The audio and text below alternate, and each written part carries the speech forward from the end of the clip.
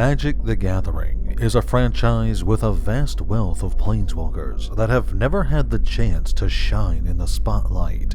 Characters players are curious to know more about and who could use more development. The comic book medium is great for such characters, allowing viewers to see not only how they talk and think, but also see them in action, get a good visual representation of their abilities. While it's not perfect, it does give us more of characters we're curious about, as the previous arc did with Vraska, Kaya, and Ral Zarek. This arc allows us to explore planeswalkers we don't see much of. This issue stars Chandra Nolar, who's exploring the ruins of the stronghold on Dominaria.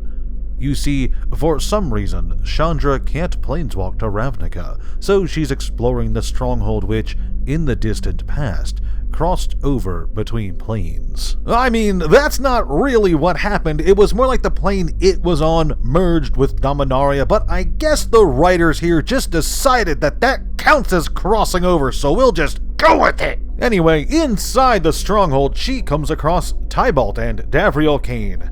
You know what? I'm cool with this. I mean, yeah, Tybalt is a codified failure at life, but more Davriel, yeah, I'm all about that. A fight breaks out between Chandra and the devious duo, and it briefly looks like they have the upper hand, but out of nowhere comes Garruk, and let me say, first off, nice, I love Garruk, he's one of my favorites.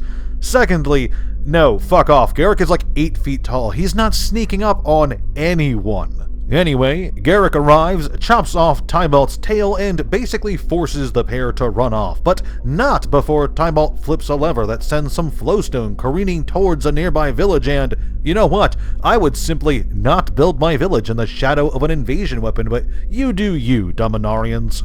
It takes some convincing, but Garruk decides to work together with Chandra to get ahead of the flow, evac the village, and stop the avalanche.